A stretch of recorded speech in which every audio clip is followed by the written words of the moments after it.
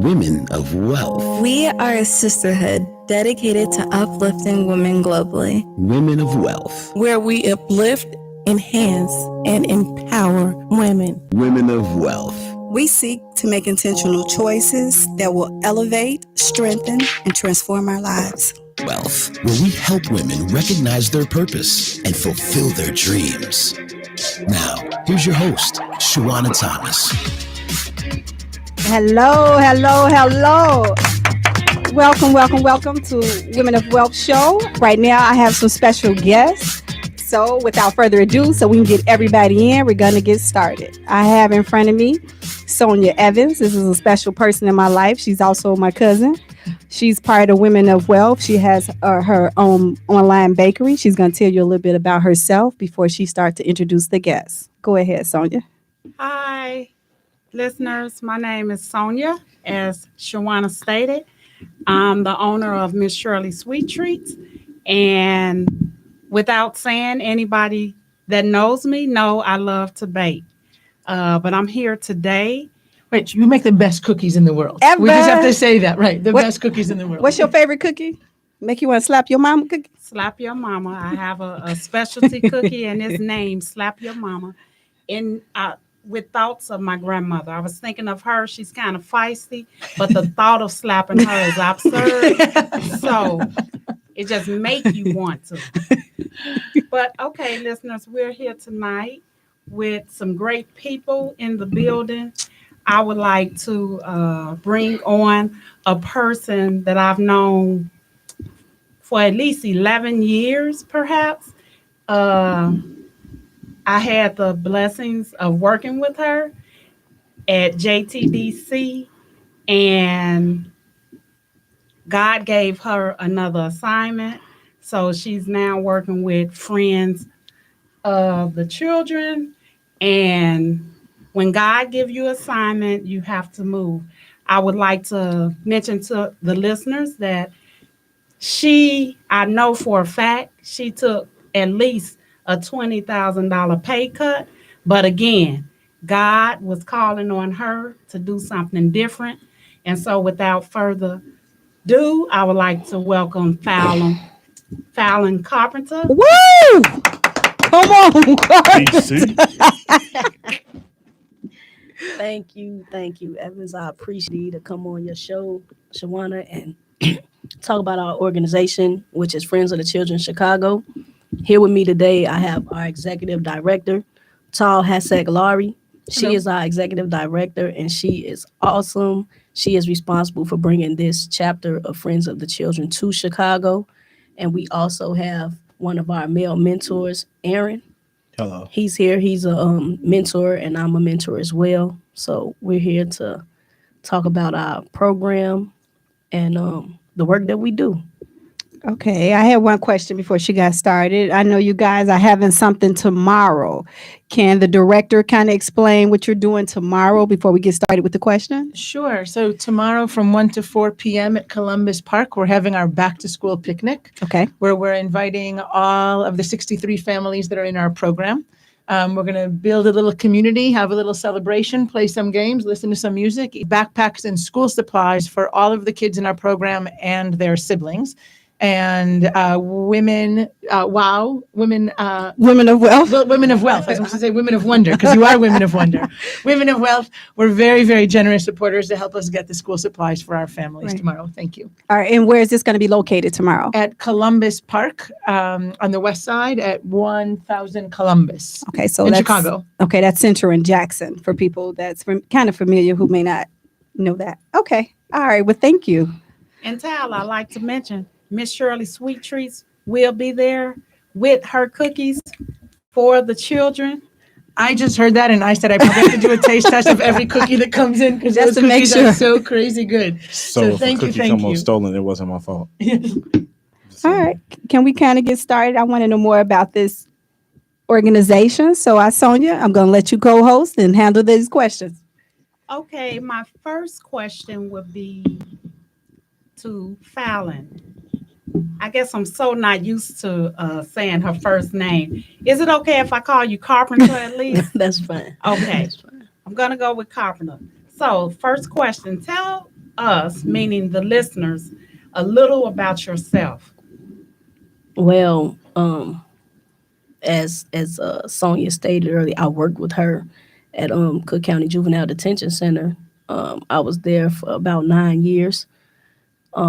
Working there, I loved working with my kids, but I felt like there was more that needed to be done. I worked with a lot of young men who said if they had someone reach out to them before they got to this point, they might not have been where they were. So I felt like I needed to do something different to make a bigger impact. So when I left, I saw this job and I felt like it was my purpose. Everybody has a purpose in life, and some people never find their purpose while they're on earth. But I truly have found my purpose. And working for this organization has definitely allowed me to walk in my purpose, and it's been an awesome experience helping the youth that we serve and watching them grow and learn and being able to plant seeds so that they can grow. That's the biggest thing. I've always said that it takes a village, and I think we've gotten away from our village, and we're trying to bring that back to the city of Chicago with this organization, is having a village around the kids that we serve. Okay. Let me just add briefly, if you can, give us a little background about you, meaning your education, your experience. Well, I graduated from NIU, Northern Illinois University, with a bachelor's degree in sociology. After that, I went back and got my master's degree in criminal social justice. So I have a bachelor's and a master's degree. I worked in social work. I was a caseworker. I was a family educator. Now I'm a mentor. So I've basically been working with kids my whole career. From the time I graduated from college, I've always worked with kids in some form. Like I said, I was a caseworker, so I dealt with things with homeless youth and connecting them back with their families, finding them housing, things like that. I worked in juvenile detention, so I saw that side of the field working with incarcerated individuals, and now I'm a mentor, so I've kind of done a little bit of everything. Okay, thank you. Okay, it's time for my question. Okay. One of the questions is, I know you have your background at Cook County Juvenile Detention. And I know we had spoke about this a little bit. Can you give me one of your best stories? Because right now we need that. Can you give me one of your best stories of one of the kids you work with? I know you work with kids from kindergarten all the way to 12 years old. Yes, we work with youth. They enter our program when they're in kindergarten, and we stay with them until they graduate high school. So we currently have 8 mentors, and each mentor has 8 children. So we have those youth as long as they're in the program. We have them until they graduate high school. So what do you do with them? Like, I know you take them out, y'all go to the zoo. we spend 4 hours with our youth a week. 2 hours would be in school, and then 2 hours will be outside of school. Right now we're in the summer, so we spend 4 hours out in the community. We take them to museums, the zoo. We also, it's not just like, we're not just out hanging out with kids. We actually have goals that we work on with them. We have a school success goal, so it may be by the end of the summer, you need to learn 100 sight words. So we work on sight words and reading with them. We have an improved health goal where we talk about nutrition, physical activity. We have a social emotional goal, which involves them working with adults as well as their peers. We have a plans and skills for the future goal, which is one that I really like, is because we encourage the youth to find things that they like and try to find what they want to be when they grow up. So if they want to be a police officer, we try to connect them with police officers in the community so that they can see what that job entails. If they want to be a teacher, so things like that. So we work on different things with them just so that they can be well-rounded. And it's not just like we're just out here hanging out with kids. We actually put a lot of work into working with our youth and trying to make sure that they have every opportunity to be successful. Okay. Because I see you had mentioned you have a male mentor. Is it kind of hard to get male mentors to come assist with your program? I think it is kind of hard for male mentors. I think females are generally more nurturing, and they're drawn to jobs like this. And that's one thing. We are paid mentors. We're not, a lot of mentoring programs are volunteer, where people Right. volunteer to be mentors, and then they have that separation period from the youth. So if you volunteer for 3 months, now you've been in this kid's life for 3 months, but now it's time to go because of other obligations or your time has run out. We're salary paid professional mentors. Our job is to be with these kids, and we made that commitment. So that's what makes us different. And it is hard for male mentors, I think, because of the work. Some people don't want to do the work. This is a special job. Everybody can't do this job, and it's not made for everybody. Right. I think when you have your heart in it, you're more productive. And I think some people might look at this as, yeah, we can do it, but I might not want to make that commitment. I think it's the commitment issue that a lot of men might have, is making a commitment to these kids for that long. Okay. Can I hear We from? have Okay, we go ahead. have a male Can in we the building. can we we- can ask Aaron as to what made him choose? I chose Friends of the Children chose me. Thank God for the reason that I love working with kids and males, young boys. I came from working at Aunt Martha's as a family educator. Okay. So when I was introduced into the social work field, and you see what the hiccups that DCFS has, you see when you talk to the kids and you build a bond with them, you see some of the pitfalls that they may fall into. Some of the kids are just used to, transitioning from home to independent living, or what's the other one? TLP, so transitional living, and then IP, which is individual. So when you phase out, and they just don't have anyone to mentor them. They never had a father figure. I think with boys, I don't want to say, it's imperative that you have a male figure in your life. Is the mothers are doing such a great job, but they're doing it on their own, and boys don't know how to connect or have a social emotional skill with other males, and then it becomes like almost a combative thing, and we got to break that cycle. Being a father of 3 boys, I see that it's important that I'm in my boy's life. So I was excited to I'm the rookie, so I kind of like hit the ground, like trying to do everything at once. Right. I love my boys. Like I just gave one a hug before I see him. Like, I'm just super proud of you. Can I add one thing? So families can voluntarily sign their child up for our program. We're really looking to serve the families that are falling below the radar screen, that don't really trust systems. The youth that we serve face the greatest risk factors and with the least protective factors in their lives, meaning 5-year-olds that have encountered significant trauma in their life, that have adults in their life that love them so much, but who are dealing with a lot of trauma themselves. Okay. So if a 5-year-old has an adult in their life that knows that they'd benefit from a mentoring program, that should be in a mentoring program, but not friends of the children. We really go out to find the families that are really struggling, where those kindergartners need that support. And so Fallon and Aaron and our 6 other friends are there. They're a positive, consistent presence in addition to the caregivers in this child's life, getting them to talk about their feelings and expressing what they're going through, and just to really instill hope in them, to help them overcome the very significant obstacles in their life. Now, how do you go about finding kids for the program? We'll talk about what we did until now, and then I can talk about what we're doing now.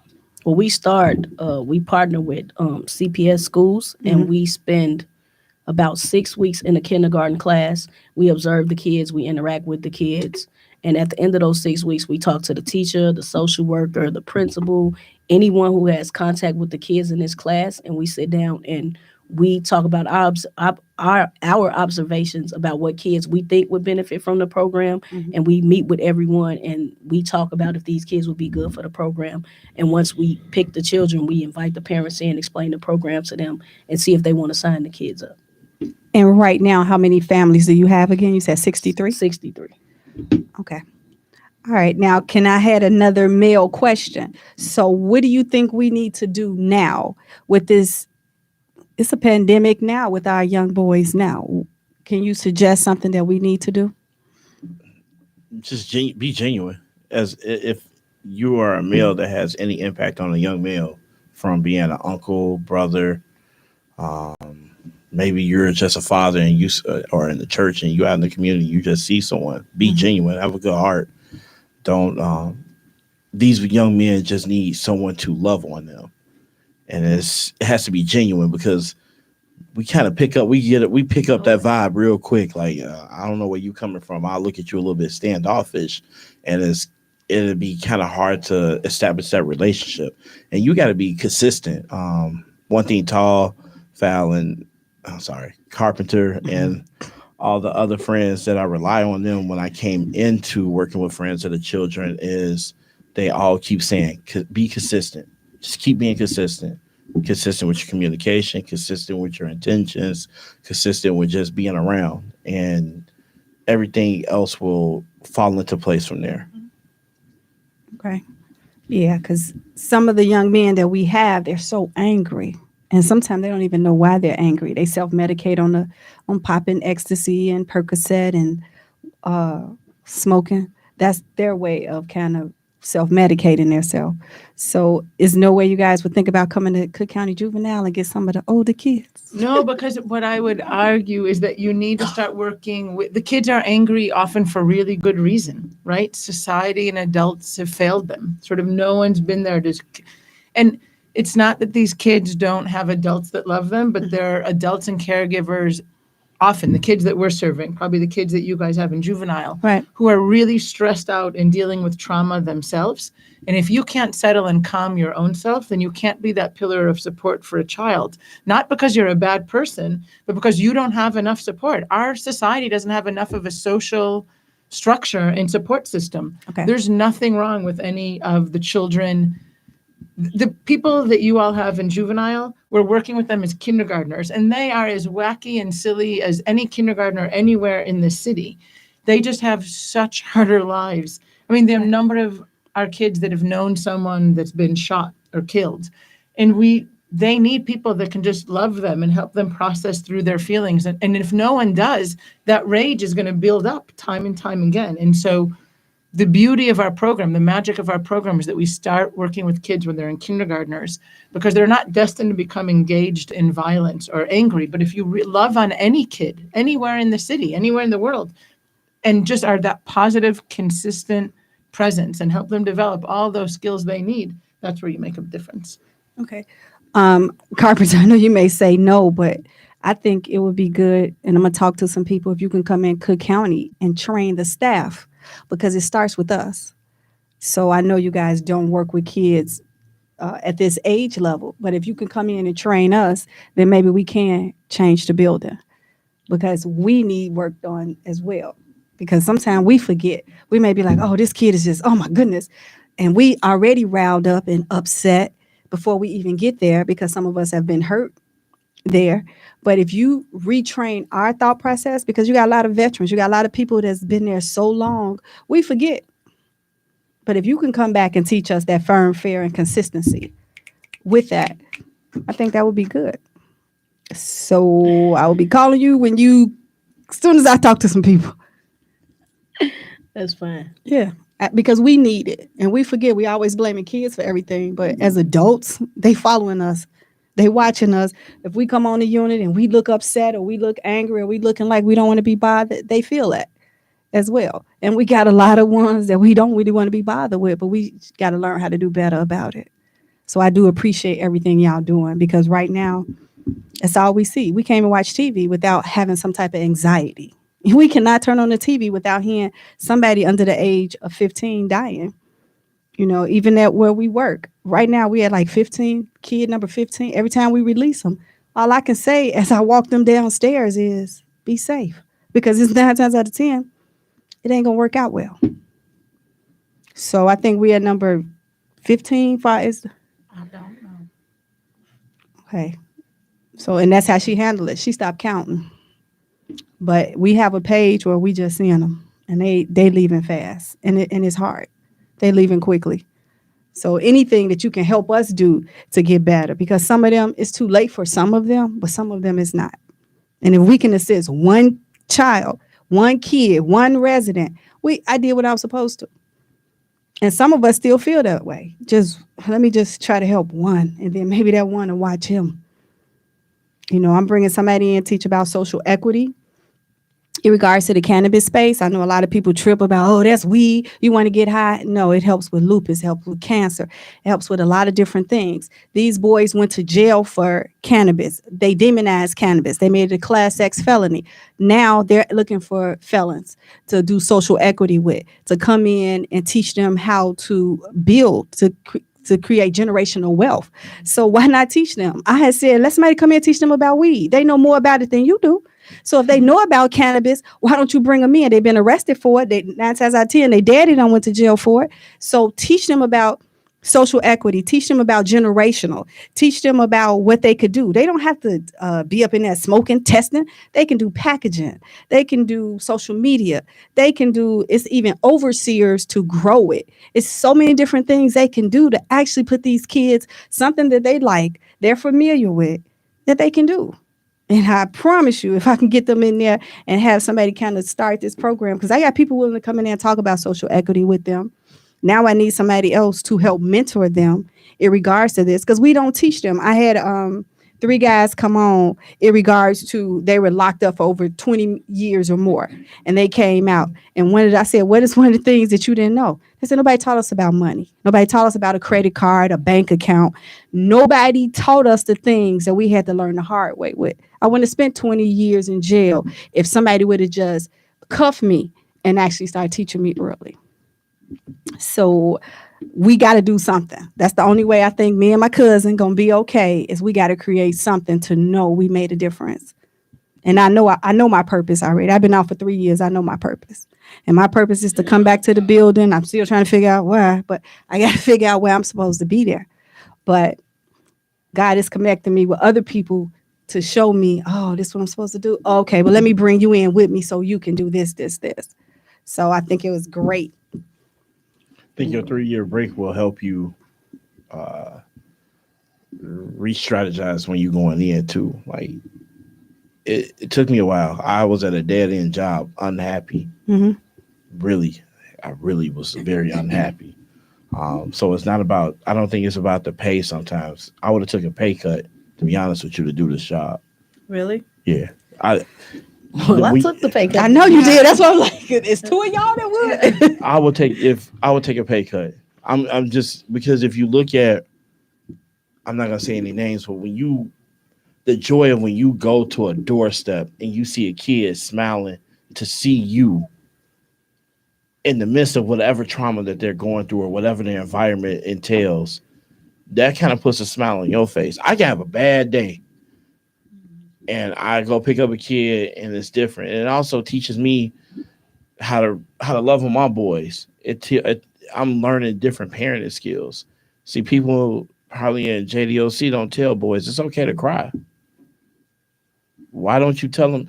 We demonize, suck it up, cry, don't cry, keep it internalized. And now these boys don't know how to communicate. They don't know how to say, I'm hurt. You hurt me. Or they don't know how to communicate and say, I'm having a problem with something. They just internalize it. And if in turn a mistake turns into, now I'm angry at the world. I'm angry at the police. Mm-hmm. I teach my boys, police aren't bad. Some bad people on the force, but they're not bad. Okay. All right. I have a question for Tal. How long have you been working in this field of working with children? So I've been in the nonprofit sector for over 20 years. I've worked for I was the executive director of the Public Schools Foundation in Gainesville, Florida, that ran a mentoring program. When I moved to Chicago, I worked for a lovely mentoring organization. But I became really cynical about mentoring organizations because funders want to see a quick fix. They want to see kids that are going to do really well. So mentoring organizations have to help kids that are already probably going to do pretty well, and they just need a little bit of help and they'll do better. And you have to kick out the kids that aren't doing well because it makes you look bad because you're not making a difference. And so I left it. I was like, I'm done with mentoring programs. And I went and I worked for a human rights organization that was fascinating. And then Friends of the Children was looking to come to Chicago, and someone reached out to me, and I was like, I'm done with mentoring organizations. I'm too cynical, but I love to connect people and I'll work it. And I learned about the program, and I consider us a human rights organization, right? I can talk about this for a long time, but I really have a hard time when people talk about families on the West Side or the South Side or Black communities about like those people are getting engaged in violence. They're no different than anyone else, right? Like people need to learn the humanity of what families are going through, what individuals are going through. And like every child, including I grew up in Highland Park, like every child needs support in order to thrive. The kids that we're working with, there's just not enough support for them. And we need to just put a whole bunch of support around them. Chris Patterson is our chief program officer. He used to be with the Institute for Nonviolence. And so they're doing violence reduction, sort of like Ceasefire and Ready Chicago. So they have a list of people who are most likely to be the next victims or perpetrators of violence. And they're doing outreach to try to work with them. And I bonded with him 4 years ago that we're working with the same people. I'm just working with them when they're kindergartners. We know that if you're exposed to significant trauma when you're a little kid and you don't get support, it's going to mess you up. It would mess any human being up. And so we just need to give them lots and lots of support. And so to the point that you're saying that, like, it's hard to remember the humanity of a person that's so angry that has acted out and made some poor decisions in life. Right. But just to try to connect to that human being inside, and they have such an armor because they're just so angry at the world. It's hard to break in. And I believe that lasting change, if we get to people early and we love on their caregivers, something we talk about a lot amongst the staff, caregivers are in our program because their lives are really hard. And if a relationship is really hard with a parent or caregiver, it's always our responsibility to improve that relationship because their lives are so hard. That's why they're in the program. And so I often talk about Green Eggs and Ham, the Dr. Seuss book, Sam I Am. If a relationship doesn't work, the first way we try, could you in a house, could you with a mouse? We need to keep trying different ways to connect and love on that family because it is so, the friends have the hardest job in the world. Carpenter, right? I'll call her Carpenter also. But Fallon and Aaron and our families can be really frustrating because the caregivers are just worn out by how hard life is. And sometimes they don't show up or make what other people would consider the best interest for their children. They love their kids so much, but life has beaten them up, sort of worn them down. And so we just need to try to approach different ways to connect with them so we can best support their kids. It was something you said that was very interesting. You mentioned the fact that it's a program to actually know who's going to die at what age? No. So there's the Institute for Nonviolence, a bunch of the violence reduction programs, right. The University of Chicago Crime Lab has a list of people. I don't know how they come up with this database. Who are the most likely to be the next perpetrators or victims of violence? And then they have that list. And so let's say all of us come out on the list. And then the street outreach workers go and they know which corner I'm on. And then someone's coming to try to create a relationship with me, Tal, to get me into a program. Right. So they get to me before I go out. Because these are the people who are active shooters. Okay. And so they try to get to them. But if you interview those active shooters and you ask them about their childhood and what they went through, they went through trauma and they didn't get support. And so it's really rational why someone would join a gang. Right? Like it's community. People want community. They want supportive, they want like unconditional love and support that's safe. Right. And so if they don't get it from somewhere else, and that's there's almost no after school programs happening on the West Side for early elementary kids. Right. So why wouldn't a kid join at the age of 10? They get to hang out with there's a lot of things that make sense. And so we're trying to fill that gap because there's nothing wrong with these children. They just need the same support the kids in Wilmette and Highland Park and every other place are getting, and they're going to grow up to be all these wonderful things as well if we give them that support. Absolutely. Okay. So my question, I'm going to go back and ask one more question in regards to this. So let's just say their older brother was a shooter. So do you go after the younger brother to make sure that he does not follow the same footsteps as his brother? For sure. So we only start working with kindergartners, which drives many people crazy because they're older kids. But what we're trying to do, so until now, we've been identifying kids through Chicago public schools. But for a lot of reasons, I was like, wait, there's all these violence reduction programs that have identified who's the active shooters. They have children or they have younger siblings that are kindergartners. Those are the kids I want us to work with because they're the most likely to continue that cycle of violence. They need to meet someone like Aaron or someone like Fallon to expand their worldview, right? If you ask a little kid, what do you want to be when you grow up? They're just only going to say the jobs that they know, right? So it'll be, and none of the kids, not one of the, we've asked all the kids in our program what they want to be. No one wants to be in a gang or wants to be violent, right. Even if they have people in their family. They want to be teachers. They want to be police officers. They want to be bus drivers because that's what they know, right? And that's fantastic. But we need to expand their worldview so they know other options.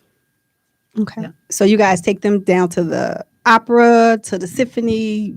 Well, we haven't, with COVID, we haven't, and with them being so young, I mean, that's definitely an option, but we have taken them. What did we do on the boat? Oh, Tuesday, right. We went on one of our donors. Mm-hmm. One of our donors has a boat. So he took our kids out on the harbor on Lake Michigan in a boat, and they were really excited. He let them drive the boat. They really enjoyed it, and that's all they kept talking about when I was taking them home. They're like, "Oh, it was so fun," and they talked about what they saw, and he actually told them about the lighthouses and the pumping station. So it was like a learning thing for them as well. It wasn't just being on the boat. He explained everything that we saw, Navy Pier and everything, and it was just a different experience because some of them have never been on a boat.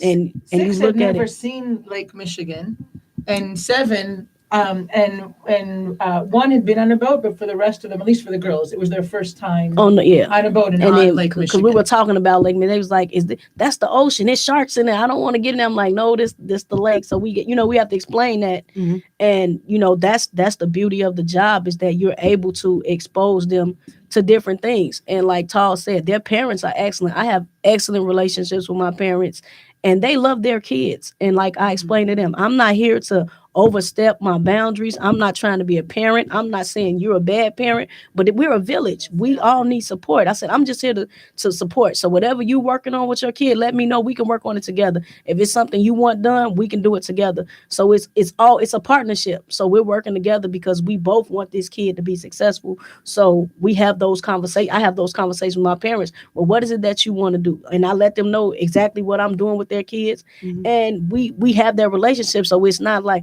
oh, I'm a bad parent. No, I don't have any bad parents. All my parents love their kids and they want what's best, but it's a support system. And even my kids their parents are doing very well, they still need the support, and they're open to it and they welcome it. And that's how I put it off to my family. It's like, we're a community. We have to save each other. Like, we have to work together to make sure our kids are successful. Will you give the example of Teresa? And just sort of the struggles. This is a mom that loves her daughter very much. But what would happen if we weren't in the program and the progress you're making with her and her mom? And this isn't the girl's real name. You know who I'm talking about. Yeah. It's a situation where the mother has a distrust of a lot of things. She doesn't trust anybody. Mm-hmm. And just breaking down that wall to get her to trust us was a hard thing. And we have broken down that wall, and we have access to this kid. And it's been a challenge because of the mom's trauma. She has a lot of trauma that she hasn't dealt with, and that's kind of like hindering her kid. But she's open to the support, and we have made a lot of strides with this family without being very specific. Do you get the mother help as well? Yes, we're working on that. Like I said, she doesn't trust people, so trying to get her to go to therapy or be in a support group. She like, I don't want to tell people my business. They might tell my business, or they might think this. And so you have to still work with it and baby step. And when she gets comfortable, hopefully we can get to that point. But the whole purpose is that we're supporting her. So we don't just support the kid. We support the families. We do a lot of work with our families. During the pandemic, it was really tough because of online school. A lot of parents just didn't know how to work. Some parents didn't know how to work the computer, so we had to set that up. We made sure all the kids logged in. For someone, I had a family who the computer was just too hard, but I made a little manual for it and helped her walk through it to log in. And then I printed out packets offline just so the kids can still do work in case she couldn't log into the computer, because you still want them to be active and still doing some kind of work. So we just try to do everything we can to support our families to make sure that our kids have the best chance. And that can be from food to clothing, anything our parents need, for the most part, we're trying to make it happen for them, even connecting them to other resources. We have families that we connect to therapy, and just building those relationships, we're able to tell from, at least I talk about my experiences with my families and the things and I tell them therapy is not a bad thing. And I think that's a stigma within the Black community, is that if you go to therapy, you crazy. You crazy. No, we're not crazy. And because I go to therapy, because working in JTDC and just working in this field in general, it's draining. It's mentally. You need to be able to take care of yourself. So with me having that experience, I'm telling my parents, look, it's hard and it's okay to have somebody to talk to. You're not crazy, but you need that support. So being able to tell our stories and relate to them, it gets them more to other resources, and we can connect them to all kinds of resources. And it's just the point of just still going at it and not giving up on them.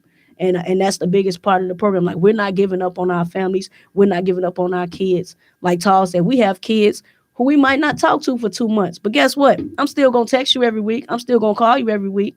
And we gonna connect. What do you call and say? Like, hey, how's it going? I just check in. I'm checking in. I haven't heard from you. I hope everything's okay. Do you need anything? I ask my parents that every week. They'll tell me if they need something. If they don't, I'm just checking on you. And I even send my parents quotes of the day.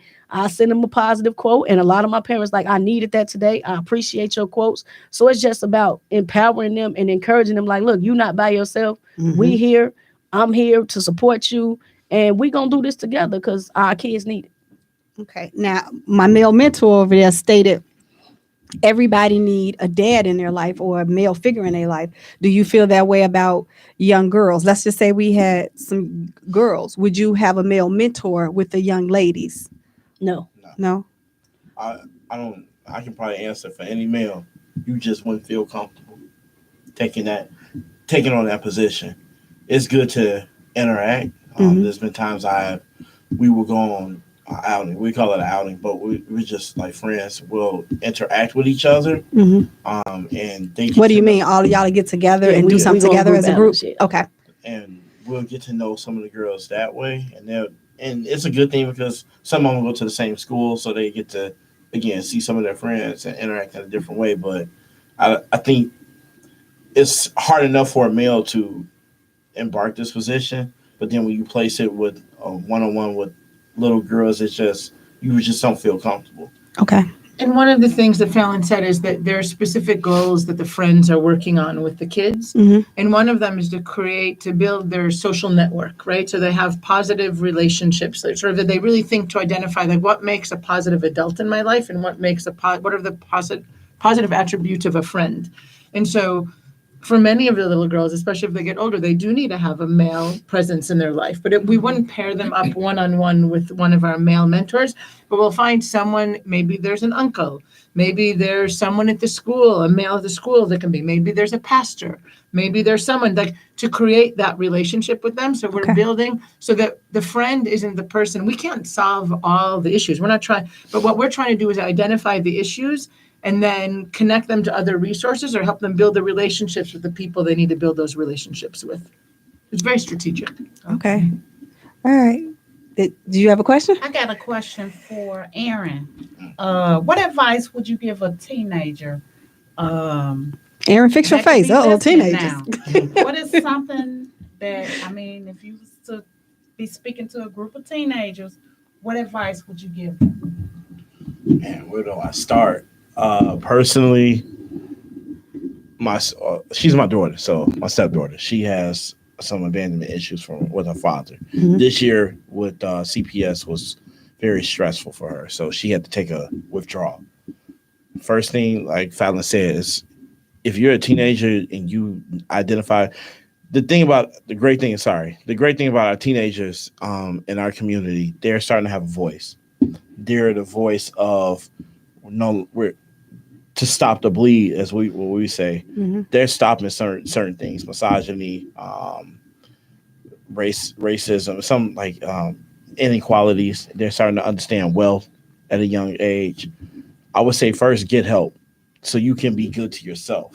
I told my daughter, take this time away, get some help. How old is she? She's 18. Okay. She just graduated, and between CPS and just things in general that happened for her, she just had to withdraw. Okay. First thing when I talked to her, I was like, it's okay. Take this time, get yourself ready to be an adult. Also, don't be in a rush to leave. One of the things, like that nesting stage where it was like, oh, you 18, now you out of school. You got to get out of my house. No, you don't need to do that. You can stay here as long as you need to feel comfortable. But I say if you need mental health, get mental health. If you need to travel at a young age, travel. This is your time to explore the world and see things that you feel would make your life a lot better, or that you would make you happy. And also, don't chase nobody else's dream. If you're locked in on, if it's as wacky as I want to make T-shirts, or if you're good at making T-shirts, go with that dream. A lot of dreams are in the cemetery. So I tell my daughter, don't stop. Okay, we have a caller right here. So right now, thank you for calling Women of Wealth Show. How can I help you? Hi, this is Julie. Hi, Shawana. Hi, everybody. Hey, Julie. Hi,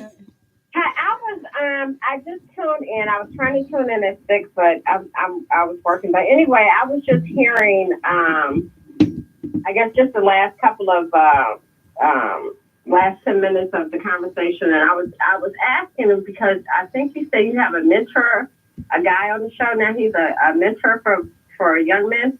Yes, for Friends of the Children. Yes. Okay, so my question is, I have been struggling with my son for the last maybe 2 years or so, and trying to find programs, trying to find mentorship, trying to find somebody. I mean, I've asked around my friends, his cousins, and I mean, just anybody to give me a little help. Of course, like me saying that his father is 20 minutes away, but it's like 20,000 miles away. So you need a mentor. So right now, yes, I need a mentor for him. But his attitude, and then with the online schooling, and while he was supposed to graduate, and I had to take him out of his school, put him in a different type of program to help him, try and graduate. Because my thing is with my kids, you go to college, but you don't, but you're going to graduate from high school. And I'm a stickler for a high school diploma. I do not knock anybody getting a GED or anything, but when you have the opportunity to get your diploma, that's what I want you to get. After that, then, So your question is you're looking for a mentor for your son or how to get him? I'm looking for a mentorship program. I had him where he was going to go to the, it was a in-school, it was a in-school or residential school or whatever. I can't think of it. Lincoln Challenge. Okay. And when COVID, he was all, I had to trick him to get down to the orientation. I had to trick him for all this stuff. And then when he gets down there, he's all in, ready to go. And then COVID hit. Okay. So right now, let's see. Does anybody have any suggestions? She kind of gave a view. Does anybody have any suggestions as to who she could send or who she can call? I would, I know that 100 Black Men of Chicago has a mentoring program. It is a mentoring program, and they have sites on. I can barely hear her. She talking low. 100 Black Men of Chicago. They have a website, and they do have a mentoring program. I think it starts back in September. Well, do they mentor? I'm looking for a program that mentors now because he's 18. I'm looking, and he's still in high school at this point. Well, this is what we'll do, Julie. Look up the 100 Men program. Remember, we're going to be there tomorrow anyway. And Becoming a Man, BAM. Yeah, it was also a good program. It's part of youth guidance. BAM. It's called BAM. I can get you all the numbers by tomorrow, Julie, but it is called BAM. BAM. Okay, yeah, because I just wanted to, you know me, I always want to jump on and participate because there are not really, when all the research I've been doing over the last 4 years, there are not a lot of programs for young Black men. There's also a program called Year Up that it works with kids that aren't, and they start working with 18-year-olds, and it's kids that not going to college, and they give them really great job training and skills and get them into white collar work. So I'd look into Year Up as well. Year Up. Okay. Okay. So you got Year Up, Julie. You got BAM, and you have 100 Black Men. Great. Thank you, guys. You are put it in the chat line, but I appreciate this. Oh, I see it now. I see Tracy doing it on it. Okay. Okay, thank you guys. I love you. I love you too. Bye. Bye. All right. Thank you, guys. So people really are listening, and I guess more people need help more than anything. You had another question? Okay, I have a question for Carpenter. What is your personal goal with this organization? Oh, Tell me. Yeah, tell the director. Tell your boss. And she's Put me on sitting the next spot to you. with my boss right next to me. Okay, huh? I'm gonna ask your boss then. Really, my personal goal is to just grow within the organization. We're young, like this is the third year that it's been in Chicago, and it's so much work that needs to be done. There's so many things we can do to make this organization the organization in Chicago. Like the goal for me is to put this organization on the map and help our kids the best way that we can. So like I said, we're new. We got stuff coming up. We trying to figure out positions, but I'm in this for the long haul. Like I said earlier, I took a pay cut to do this. So this is where I'm supposed to be. I see this with your boss do a lot, huh? This is where God placed me. So right. I'm here, and whatever needs to be done to get this organization where it needs to be, and to get our kids the help they need, and to keep helping them be successful. That's what I'm here for. So stay tuned. We never know what's gonna happen, but I'm here with Friends of the Children Chicago. So y'all just look out for us, and we ready to do big things in the city. And I got Aaron here, but we have a hellified team. When I tell you our mentors are in it, they're in it. And, hopefully, one day y'all can meet the rest of the team. But will we see them tomorrow? Yeah, the team will be there tomorrow. Okay, so tomorrow. Okay, a few other questions. If somebody was listening right now and they wanted to be a part of Friends of the Children, as far as a volunteer status, what can they do? So at friendschicago.org is our website. And you can sign up for our e-newsletter. Right now, we send out emails to let people know when there's volunteer opportunities. We're working to hopefully get into a full-time clubhouse, which we'll call our office, where we can bring our kids to hang out in September. And then we'll be able to have more volunteers come to read with the kids and play games. But right now, we just have volunteer opportunities like tomorrow at the back to school picnic, but joining our email list is the best way to get involved. Again, it's friends with an S, friendschicago.org. friendschicago.org. Now, once again, tomorrow, before I want to make sure we get all this in, can you also repeat tomorrow? What are you doing and why? So tomorrow we're having a back to school picnic for the 64 families in our program. It is from 1 to 4 at Columbus Park. Okay. It's 1,000 Central or Jackson and Jackson and Central, Columbus Park. Okay, excuse me. I have no sense of direction at all. And we're really doing it to build community amongst our families. Okay. And then we're providing backpacks and school supplies for all of the kids in our program and all of their school age siblings. So the families and kids are all set to start a wonderful school year. Now, if I wanted to donate, or if somebody on the line wanted to donate, how do we go about that? Music to my ears. Also, friendschicago.org. Okay. And in the top right, there's a donate page. And then please say that you learned about us through the radio show, because that'll make us super happy. Okay. Also, tomorrow, is there any way we can donate? Tomorrow, yeah, we'll have a donation box, or we'll have something to slide. Come to the picnic and come talk to me. Okay. Come slide or drop. Yeah. Okay. Those are going to be the words for tomorrow. Slide or drop. But tomorrow, really, we want people to come and have fun and meet us, and then you can donate later. Tomorrow is just about playing with the kids. Okay. Now, before we leave, is there anything, if I had to go to work tomorrow and had to tell a resident something to help change his life from everybody really quickly, is there anything I should go back to work and say? I'll start.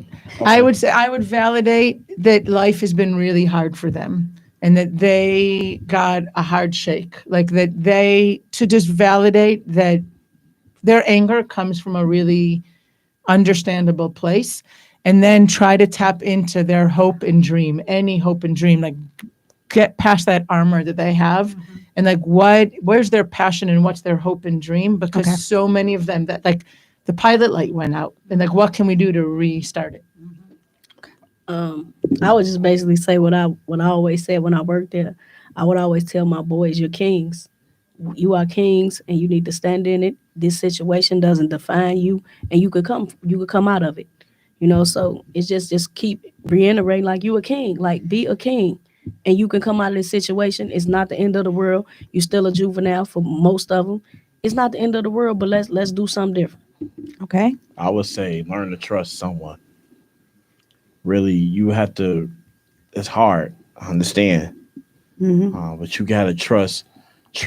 Don't trust just anyone. Trust someone that you know have your best interest and that really cares about you succeeding. And that success doesn't mean job, money. It might just getting out of that situation. Right. Because I know even speaking with Carpenter, it was a family in a very drug-infested neighborhood, and you guys actually went and rented a truck, found a place, connected with some other organizations, and moved them. So that's very admirable at the fact that your job is you change lives. When I say change lives, you change lives because you're working with a child at the age of 5 years old, and you stay with them till they 12 years old. You guys, that don't end right there. 12th grade till 12th grade. 12th grade. Yeah. 12 and a half years, no matter what. Yeah. We stick with the kids. wow. We commit to the kids for 12 and a half years, no matter what. Our families also tend to be very transient because of housing insecurity. As long as they move within an hour's drive of the west side of Chicago, we'll go to them as well. So Fallon's had kids that moved to the south side. We've had kids that move to Aurora, but we'll keep going to them and then we have some kids that move out of state sometimes. Okay. Well, right now, I appreciate you guys coming out, friends of the children. Go ahead, Director. Do you have something else you need to say? No, I just want to thank you so very much. It's really, most people in Chicago haven't heard about us yet. Right. So just spreading the word to let more people know what we do, because not every kid needs our level of support, but there are so many kids that do. So we're just trying to get the word out, and you guys have been phenomenal partners. So thank you. I appreciate you guys coming out. And y'all are godsends. Y'all like the new guardian angels in Chicago. So thank you. Thank you. All right. Thank you. Thank you, guys. And next week, I think we're going to be talking about what is it? I have an attorney coming out just teaching about if you're in a car accident, workman's comp, and different type of insurances. So, guys, see you next week for Women of Wealth Show. Shirley Sweet Treats, do you have anything you need to add before we wrap it on up?